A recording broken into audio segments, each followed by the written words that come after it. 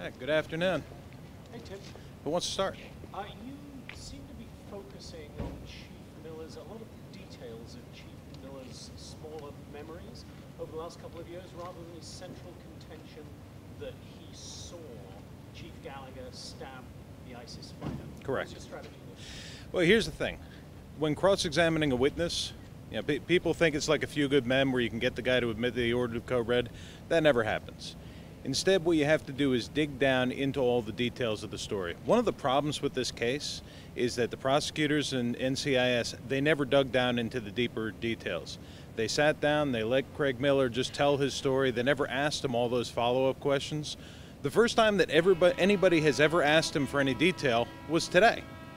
So it's one of those things, if you look at the original interviews, you sit there and say, what competent investigator would go forward with this? But they waited to do it today. He wasn't going to admit that he lied about that, so you just go around and you hit all the other details. He's just not worthy of belief. What did we learn about Chief Miller today? What we learned about Chief Miller is that when you're not telling the truth, you can't remember anything to keep your story straight.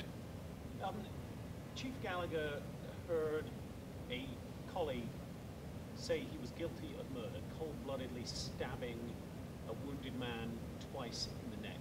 How did Chief Gallagher react to hearing that actually in court, in person? I mean, look, nobody likes to hear somebody say that kind of thing about you, especially when it's not true. I mean, this entire process for him has been difficult, hearing people say things that aren't true, people that he thought were his brothers, people that he thought he could trust and went into combat with, and that they then turned on him. So, there's nothing about that that's pleasurable. But at the same time, for the first time in 2 years, he got to watch Chief Miller actually be questioned on the deeper details and exposed for the fact that this is just made up. Can you talk about the drone video? You brought the drone video up. Yeah. Tell us more about that.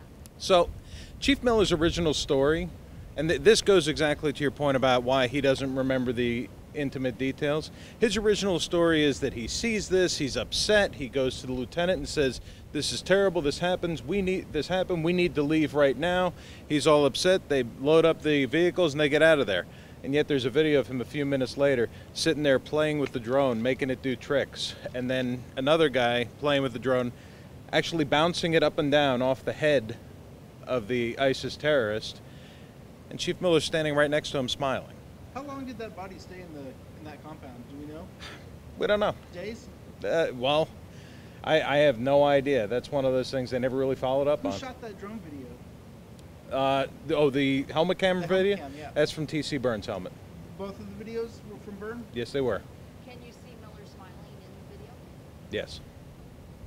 When you talked about the drone video, you talked about the importance that if the body had been there for days, why didn't anybody who brought this forward take any photos of that? Can you talk about that? Sure. These guys, you have to remember, these are sailors that took photos and videos of every single thing on deployment. One of the generational gaps between these young guys and the older warriors, when you all of a sudden take incoming fire, the chief and the older guys, the immediate thing that they do is to bring their weapon up and return fire. You know what these guys do? Their immediate first reaction is turn on the camera and then bring their weapon up. They took videos of absolutely everything. And yet, everything that they're saying that the chief did wrong, there's no videos of that. If the body was there for days and they kept going back to it, there is no photographic, there's no evidence whatsoever that this guy was stabbed. It'd been so easy for them to just walk up and snap a picture of a stab wound if that's what really happened. They didn't. They chose not to. Both DeLay and Miller describe a meeting at a parking lot in San Diego after they get back where he says... McNeil. Yeah. McNeil, not DeLay. Oh, excuse me. Where they say that in there that he's got stuff on all of them and that he would take them all down. What did Gallagher mean by that? If it happened. If it happened. You saying it didn't happen? No. You saying that meeting never happened? I'm saying that they are molding things to their liking, but if he has dirt on all of them, he's going to take them all down. Wouldn't you have heard me bring it out in there? Tim, if you're saying that none of them took any videos or pictures at the time that this ISIS fighter died, Right.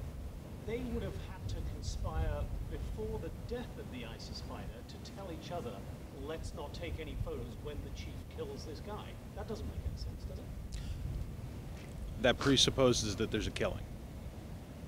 But so They decided also. beforehand not to take any pictures of the fighter, whatever his state. Did you take any pictures of the jet engine that just came down here? Didn't happen. But You said can, they you took can, you pictures of can't. everything. Yes, they did take pictures of everything, and the things that they didn't take pictures of are things that also didn't happen. They didn't take It's not that they said, "Well, he's going to murder him, so let's not take pictures of it." They didn't take pictures of it because it didn't happen. Tim, That- Tim, you said actually yesterday with McNeil, you brought up, were you surprised? Would it surprise you if I showed you a photo with you or anybody else, and you named a number of SEALs I that did. supposedly took a photo with the dead ISIS fighter? You haven't showed any of these photos in court. Who are these SEALs that have actually posed and took photos? How come these haven't come up in court yet? Well, I don't want to give away everything now, would I? Was Chief Miller in one of those photos, though? You saw a photo of Chief Miller with the body today. So Chief Miller did not pose with the body himself. No, I didn't His say. own selfie. I didn't say that. What about the promised YouTube we'd video answer that you were Dana. referencing? I promise we'd answer Dana. I'm sorry, say The again? YouTube video that you were referencing with Yes. Chief Miller, what does that show? Does that show Chief Gallagher No, no. The YouTube video is immediately after the strike when this kid is, lying on the ground being interviewed by Iraqi TV. He's got terribly labor breathing because he has massive internal injuries. He's got blast lung, which makes it all the more interesting that Chief Miller's saying he pushed his chest down. That was taken about an hour and a half before Chief Gallagher ever came into contact with him. So it shows the progression of how this guy was on the verge of death back then. It got worse over time. He wasn't able to survive. Last question. What were you getting at with the whole business of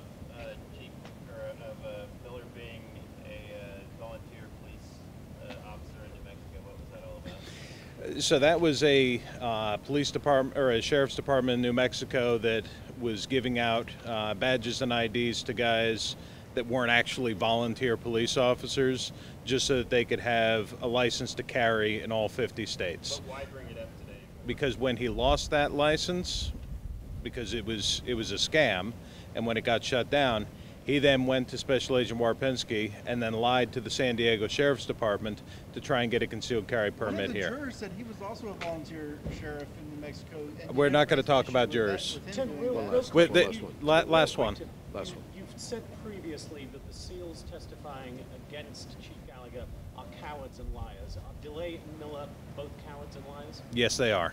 Thank you.